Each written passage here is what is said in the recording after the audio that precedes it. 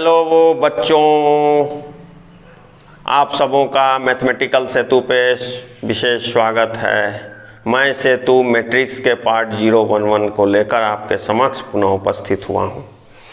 Matrix में हम लोग अभी तक सबसे पहले स्ट्रक्चर ऑफ ए मैट्रिक्स पढ़े, मैट्रिक्स को कंस्ट्रक्ट करने पढ़े, फिर मैट्रिक्स का एडिशन पढ़े, मैट्रिक्स का सब्ट्रैक्शन पढ़े, स्केलर मल्टीप्लिकेशन पढ़े, उसके बाद मल्टीप्लिकेशन ऑफ ए मैट्रिक्स पढ़े, कुछ वर्बल्स क्वेश्चंस भी किए।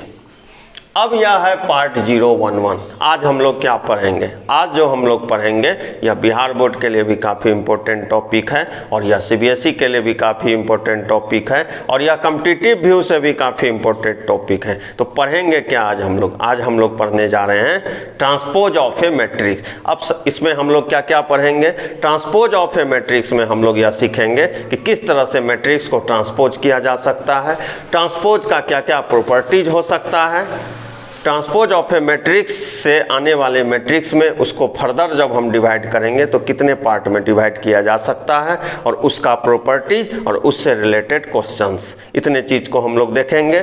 तो आज हम लोग शुरू कर रहे हैं transpose of a matrix. Point number 1, सबसे पहले ट्रांसपोज ऑफ ए मैट्रिक्स। कोई भी चीज़ आप पढ़ते हो उसका प्रेजेंटेशन होता है कि उसको प्रेजेंट किस तरह से किया जा सकता है, कैसे रिप्रेजेंट किया जा सकता है। तो ट्रांसपोज ऑफ ए मैट्रिक्स है, इसको भी प्रेजेंट किया जाता होगा। तो लिख लीजिए, इट इज रिप्रेजेंटेड बाय ए पे पावर टी और ए का डैश।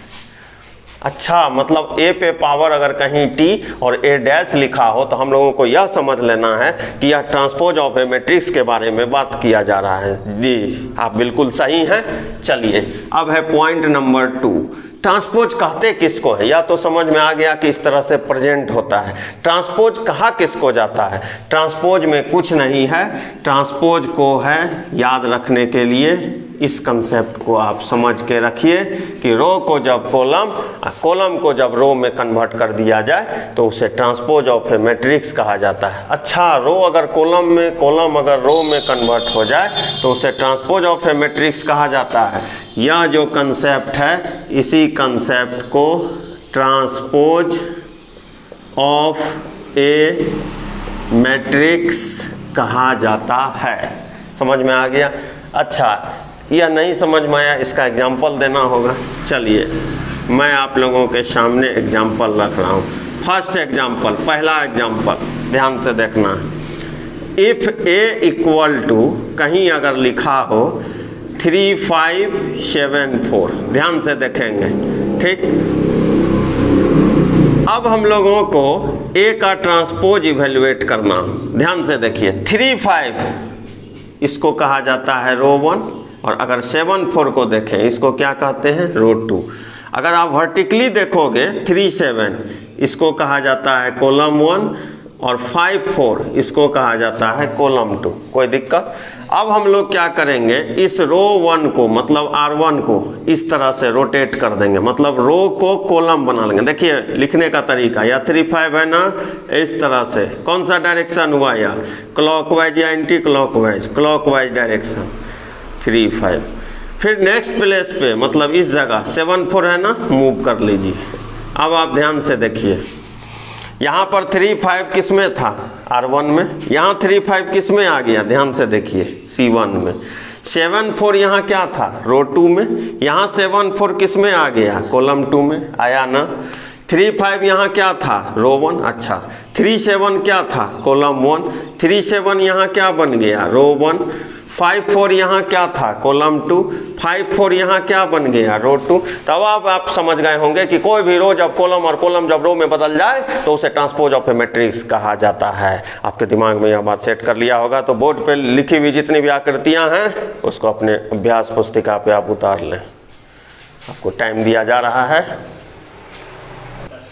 अब देखिए पॉइंट नंबर 3 क्या लिखा है? If A equal to A I J m cross n, ध्यान से समझिएगा। देन ए का ट्रांसपोज ए जे आई, अच्छा मतलब ए आई जे था वहाँ जे आई होगा, कैसे कैसे? अरे आप अभी थोड़ा देर पहले हम लोग देखे कि ट्रांसपोज का मतलब होता है रो कॉलम में कन्वर्ट हो जाए, कॉलम रो में कन्वर्ट हो जाए। अगर कोई मैट्रिक्स ए है, ए आई जे कोड है, आई जे क्या होता है? रो कॉलम, यह क्या होता है? ऑर्डर, मतलब रो इनटू कॉलम। तो यहाँ देखिए ए जे आई एन क्रॉस एन, नहीं समझ में आया? मतलब ट्रांसपोज करने से ऑर्डर चेंज हो जाता है? हाँ चेंज हो जाता है। कैसे कैसे? नहीं समझ में आया? ध्यान से देखिएगा, यहाँ देखिएगा, मैं इसी में बता रहा हूँ। A इक्वल टू 1 5 2 4, यह 2 क्रॉस 2 ऑर्डर है, 2 क्रॉस 2 है ना।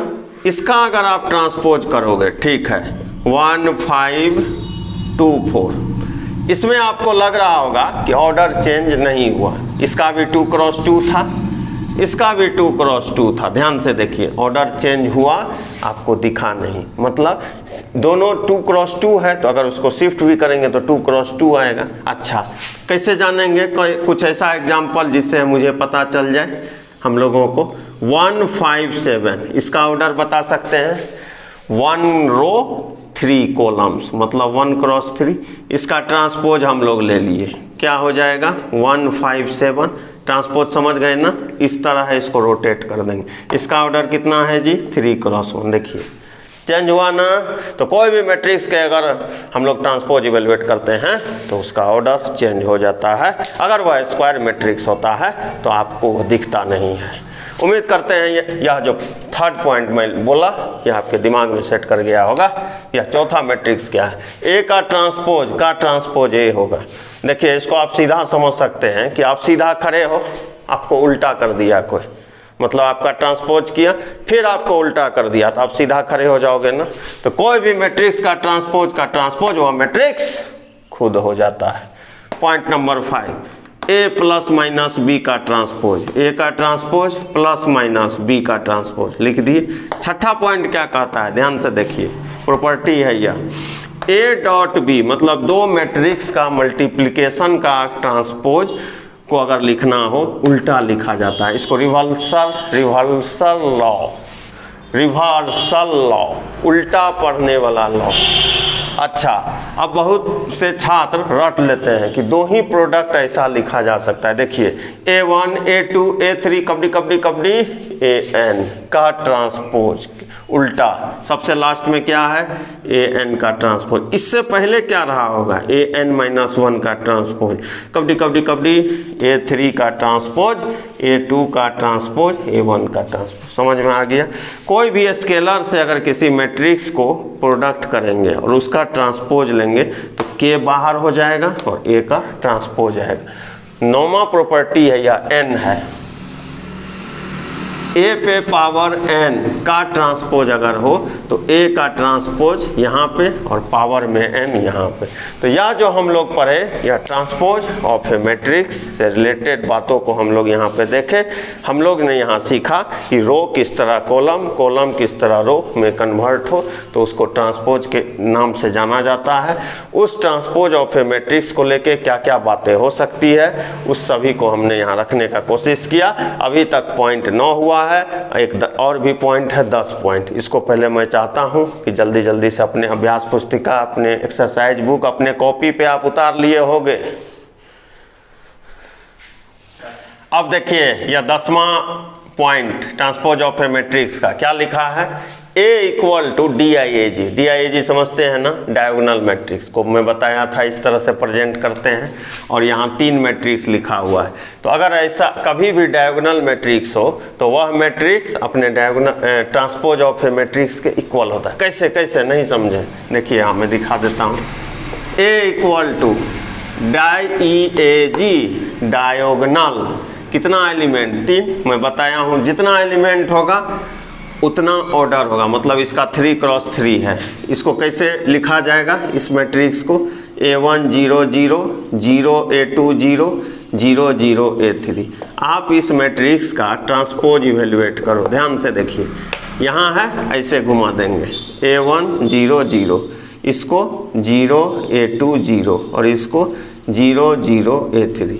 देखिए ए का ट्रांसपोज के इक्वल है। तो कभी भी अगर डायगोनल मैट्रिक्स हो तो वह मैट्रिक्स और अपने ट्रांसपोज के इक्वल होता है। शर्त क्या है? मैट्रिक्स कौन सा होना चाहिए? डायगोनल मैट्रिक्स होना चाहिए। समझ में आ गया? अब डायगोनल मैट्रिक्स मैं पहले ही ऑलरेडी डिस्कस कर चुका हूँ। तो यह 10 पॉइंट है, उम्मीद करते हैं आप इसको लिख लिए होंगे। हम लोग आगे भी प्रोसीड करेंगे, पहले इसे आप लिख लें। यहाँ तक में कोई दिक्कत? अब देखिए या कुछ क्वेश्चंस भी हम लोग देख लें ट्रांसपोज ऑफ ए मैट्रिक्स पे बेस्ड।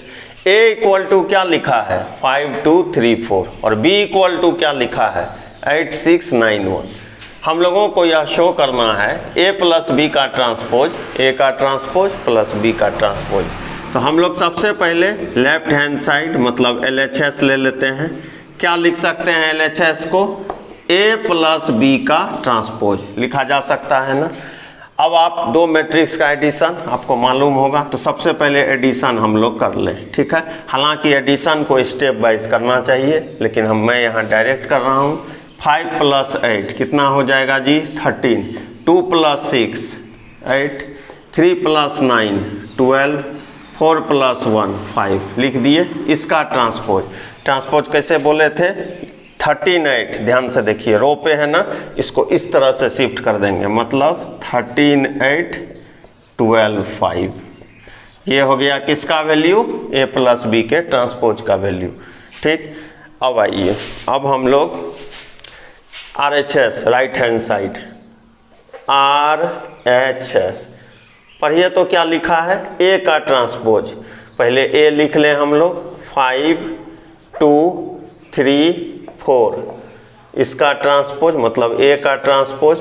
B का वैल्यू क्या है? देख लें एक बार, 8 6 9 1। इसका ट्रांसपोज क्या हो जाएगा? इसका ट्रांसपोज ध्यान से देखना है, 5 2 3 4 लिख दिए, प्लस इसका ट्रांसपोज क्या हो जाएगा? 8 6 9 1 लिख सकते हैं ना। 5 और 8 को ऐड किए 13, 3 9 को ऐड किए 12, 2 6 को ऐड किए 8, 4 1 को ऐड किए 5। देखिए दोनों इक्वल है ना, मतलब जो कंडीशन था, जो प्रूफ करना था वो हो गया। बहुत आसान चैप्टर है ट्रांसपोज ऑफ ए मैट्रिक्स। कुछ क्वेश्चंस हैं जहाँ पे आपको समस्याएं आ सकती है। तो उम्मीद करते हैं यह फर्स्ट क्वेश्चन आपके दिमाग में सेट कर गया होगा और दिल में बस गया होगा। अब देखिए, इफ A इक्वल टू, वही मैट्रिक्स में ले रहा हूँ, 5 2 3 4, B इक्वल टू 8 6 9 1। हम लोगों को क्या प्रूफ करना है? AB का ट्रांसपोज, B का ट्रांसपोज, A का ट्रांसपोज। तो सबसे पहले लेफ्ट हैंड साइड ले रहे हैं। क्या है लिखा हुआ LHS में? ध्यान देना है, AB का ट्रांसपोज। तो सबसे पहले AB इवेलुएट करेंगे। AB क्या है? ध्यान से देखिए, 5 2 3 4 मैट्रिक्स का मल्टीप्लिकेशन, और B का वैल्यू क्या है? 8 6 9 1 लिख दिए। दोनों मैट्रिक्स का ट्रांसपोज ध्यान से देखिएगा, ठीक। अब इसको मल्टीप्लाई कीजिए। मल्टीप्लाई करने आता है ना जी? ध्यान से देखिए, क्या बताए थे? इस मैट्रिक्स का ऑर्डर 2 क्रॉस 2, इस मैट्रिक्स का ऑर्डर 2 क्रॉस 2, ओवल बना लिए, इस तरह से लिख दिए। मीन अगर इक्वल है मल्टीप्लिकेशन होगा, ऑर्डर 2 क्रॉस 2 होगा। देखिए इस तरह से खींच लिए ट्रांसपोज। यहाँ क्या लिखेंगे? 5 2, यहाँ 5 2, नीचे 3 4, यहाँ 3 4, सामने से 8 9 6 1, 8 9 6 1 लिख सकते हैं ना। मैं यहाँ लिखा देता हूँ, ध्यान से देखिए। 5 × 8 40 प्लस 2 × 9, ये 40 है 18। ध्यान से देखिए, 5 × 6 30 प्लस 2 × 1 2, 3 × 8 24 प्लस 9 × 4 36, 3 × 6 18 प्लस 4 × 1 4। इसका ट्रांसपोज कितना हो जाएगा जी? 58 32 60 22 का ट्रांसपोज। और इसका ट्रांसपोज क्या आ जाएगा जी? 58 32 60 22। ये है 1 LHS हुआ यह। इसको जल्दी से उतार लीजिए। 58 है या 60 है, 32 है, 22। कुछ नहीं किए, ए बी को प्रोडक्ट किए और उसका ट्रांसपोज इवेल्युएट कर लिए। मैट्रिक्स का मल्टीप्लिकेशन तो आप लोग पढ़ चुके हैं, तो आप खुद से भी इस वर्क को कर सकते हो। ठीक है, यह लेफ्ट हैंड साइड था 58, 60, 32, 22। अब RHS सीधा हम लोग लिखते हैं, देखिए यहाँ ध्यान से। बी का ट्रांसपोज डायरेक्ट बोलिए वहाँ से। अच्छा, एक स्टेप लिख देता हूँ, 8691 बी का वैल्यू, इसका ट्रांसपोज।